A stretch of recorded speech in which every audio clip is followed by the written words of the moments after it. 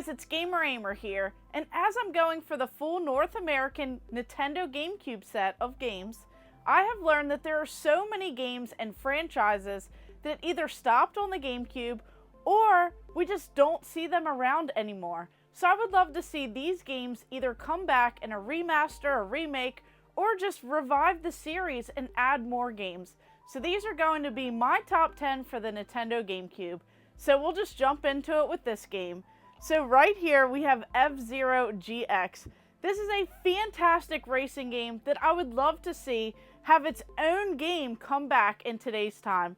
I would just love to see them expand on this franchise and just really do it justice. We have been asking for F-Zero for so many years now, and it would be amazing.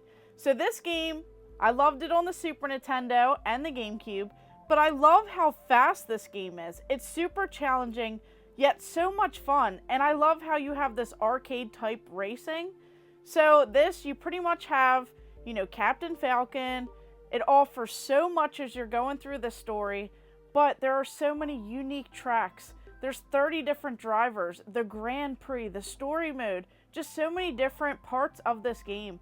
And I love all of the different twists and the turns and the loops. It's just really an amazing game, and it feels super quick. This is one that they did so right, and I would love to see it come back, just revive the series, and just keep pumping out games for this. So this is one that I'd have to say. Then on to this game right here. So I have Def Jam Vendetta. Now, of course, there's Def Jam Fight for New York. These are fantastic games. Just so much fun anytime that I've played these growing up. And they definitely have went up in price. So that really makes sense because this is such a fun recipe of a game. You have wrestling and you have hip hop. And this is so cool because you have 44 playable wrestlers. Now, not all of them are hip hop artists, but there are a bunch. And this plays super smooth. I love the controls. There are so many special moves in this game.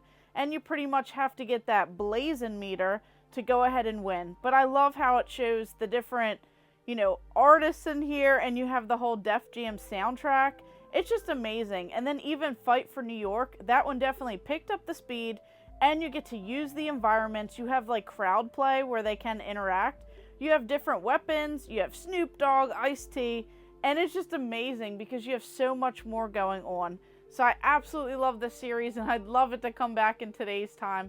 I think that they could do this very well. And then on to this one, we have Billy Hatcher and the Giant Egg, made by the creator of Sonic the Hedgehog. So this classic like Sega feel of this game, it's just so stunning, and I absolutely love it. I had a blast playing it back in the day, and I never hear people talk about this franchise and this whole game right here. So this one, it's very colorful, you know, this 3D platformer, but it's just so much going on. You have Billy Hatcher, you have this chicken suit, you have all of this like puzzle style, you have these giant eggs, which you have to like keep them safe, and you have to roll the egg around, you have to hatch the eggs. It's challenging, yet it's fun. And you have this whole like pinball effect, at least what I remember from playing it. So this is definitely a really fun, wacky game that I just feel like oozes all of this creativity, and I'd love to see this one come back in today's time. This game, I spent so long playing this one back in the day, especially just going through all of the different controls, because it's a lot different. This is Kirby Air Ride.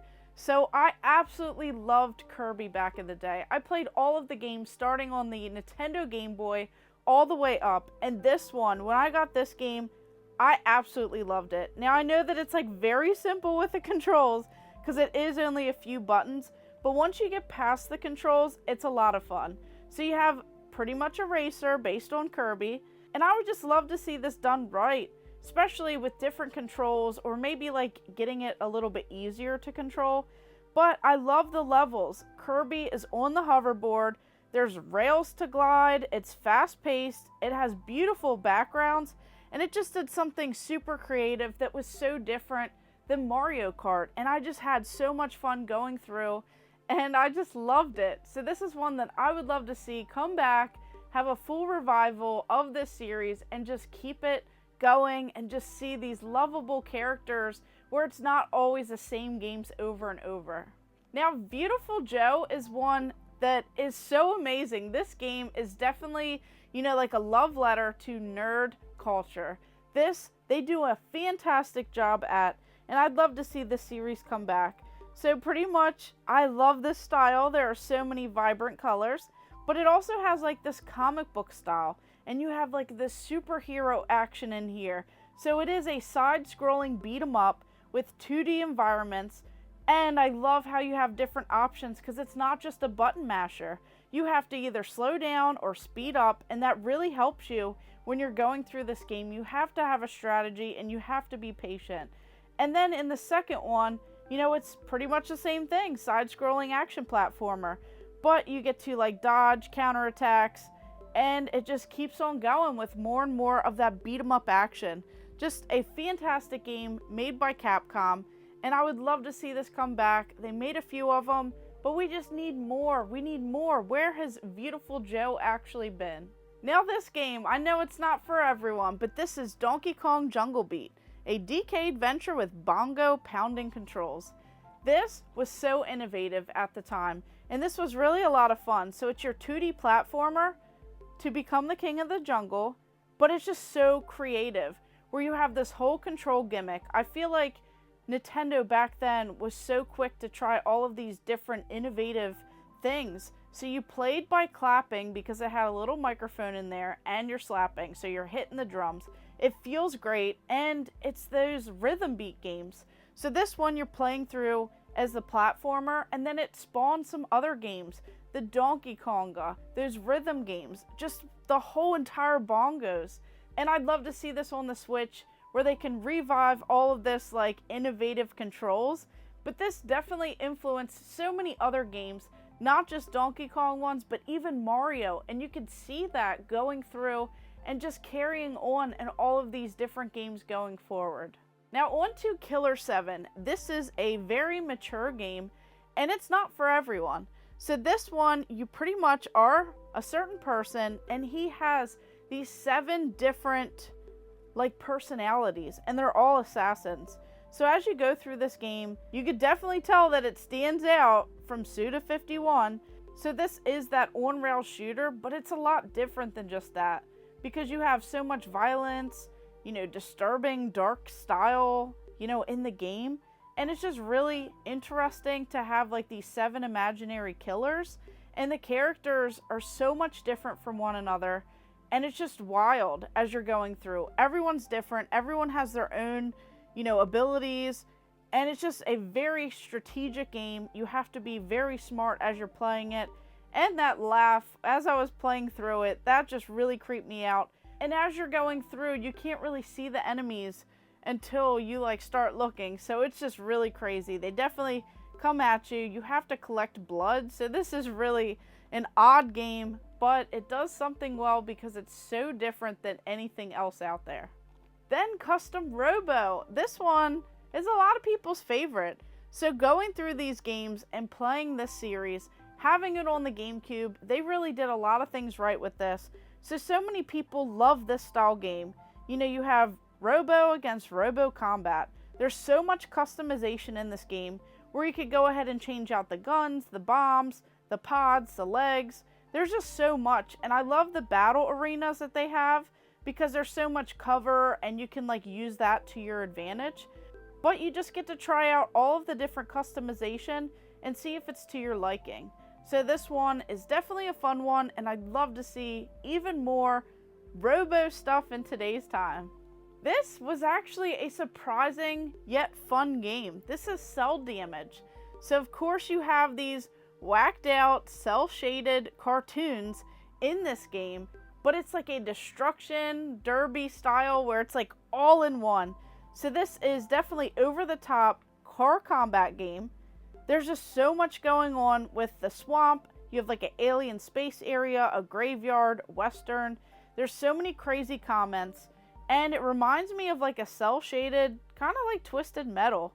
So you get like this gigantic boxing glove, all of these different things that you're going around, you know, just racing around, and you just get to destroy other cars. So there's those different boxes that you get to collect, and they have different weapons. I really just remember like the boxing glove and just so much going at the other enemies. but you just pretty much drive around and destroy. There's nothing really much to it, but it's a lot of fun, especially if you're playing with some of your friends. Just a great time. Then on to Timesplitters.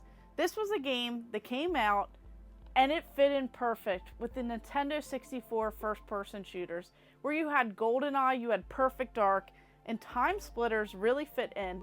And even though they did not start out on the Nintendo GameCube, it was great that they, added them in there, and they were able to have games on the GameCube. So this is definitely a fun time, and it's, worth a look at, especially if you miss those Nintendo 64 days, and you would love to play this. So you have this first-person shooter, the graphics look amazing, it's just so much fun, and it reminds me of the classic days of the N64 era. You have this detailed map maker, and it's pretty sad because in the GameCube you couldn't really share those, but every other platform you could. But there's different time periods, and it looks great, and it really goes through and just makes you have a blast going through different areas, and it feels like a different game in each of those areas. So I just absolutely love it. I have a blast with it. I had a blast back in the day, and I'd love to see more. And, it's just crazy because I believe we were going to have another one, but for some reason something happened and we didn't. So as I'm going through and collecting these games, I'm rediscovering some from my past, and I'm playing some for the first time. But these franchises have been long dead, and it's just crazy because we need more. I'd love to see some of these come back, revive the series, add more to the series and the franchise. Just give us what we want, and I'd love to see all of this happen on some of the newer consoles. So these are my top 10, and I want to know what yours are. What GameCube games would you like to see come back? And I'll have to keep an eye out for those ones as I'm going through and collecting the set. So of course, thank you guys for watching. Make sure you like and subscribe. Go ahead and check out all of my other videos and stay tuned for more.